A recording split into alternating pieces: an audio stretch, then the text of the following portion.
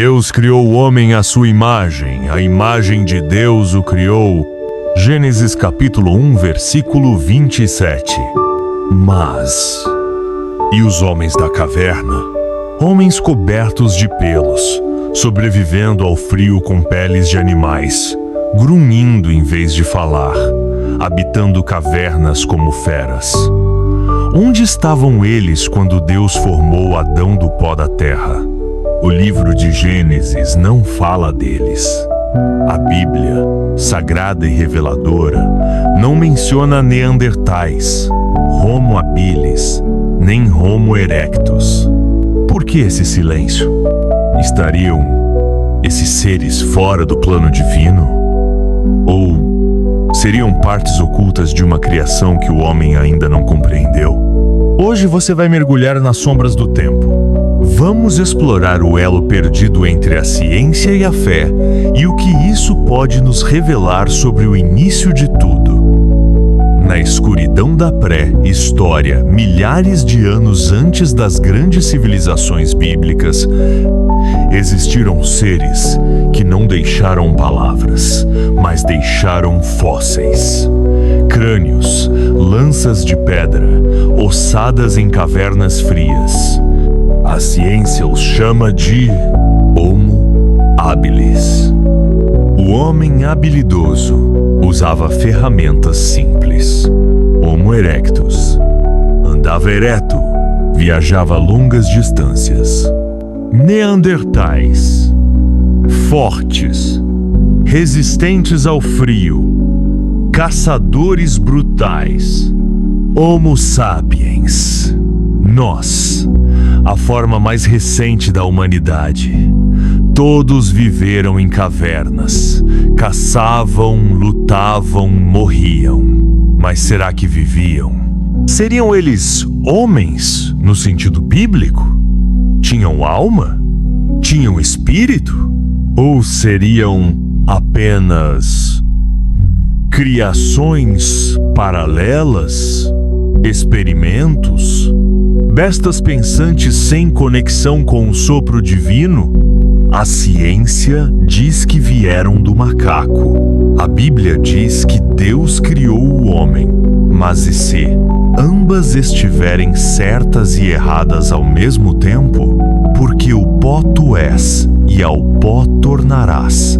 Gênesis capítulo 3, versículo 19. A teoria da evolução diz que o homem evoluiu dos primatas ao longo de milhões de anos. Mas a Bíblia apresenta a criação como um ato direto. Deus formou o homem e soprou em suas narinas o fôlego da vida. Não há menção à evolução. Então, a Bíblia está errada? Ou a ciência está cega? Talvez o erro esteja em pensar que tudo deve ser compreendido literalmente. Talvez os dias da criação não sejam dias de 24 horas, mas eram milhões de anos em que Deus moldou o mundo como um oleiro paciente.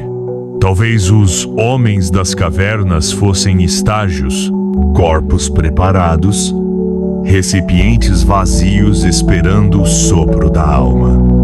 E quando finalmente Deus fez Adão, Ele não criou apenas carne, criou consciência, espírito, ligação com o divino. Talvez antes de Adão já existissem formas humanas, mas não o homem à imagem de Deus. Os neandertais intrigam os cientistas. Eles tinham ferramentas, caçavam em grupos, cuidavam dos feridos, enterravam seus mortos. Eram fortes, com corpos musculosos, cobertos por pelos, adaptados ao frio glacial da Europa e da Ásia. E, no entanto, sumiram. Desapareceram da Terra há cerca de 40 mil anos, enquanto Homo sapiens, nosso ancestral direto, sobreviveu. Por quê? Alguns cientistas dizem que houve cruzamento entre espécies. Outros dizem que foram extintos por nós. Mas há uma hipótese obscura. E se Deus nunca soprou neles o fôlego da vida eterna? E se os neandertais, os erectos e os hábiles foram apenas criaturas biológicas, máquinas de carne, corpos sem espírito? A Bíblia diz que o Espírito de Deus é o que diferencia o homem dos animais. Então, seriam esses homens das cavernas apenas animais avançados, criados por Deus, sim, mas como parte do mundo natural, não do plano espiritual. Os pensamentos de Deus são mais altos do que os nossos. Isaías, capítulo 55, versículo 9. É possível que os homens das cavernas fossem parte do processo da criação, que eles estivessem no mundo antes de Adão, como rascunhos, como moldes, formas imperfeitas da humanidade. Mas então, por que Deus permitiria que esses seres vivessem por milhares de anos?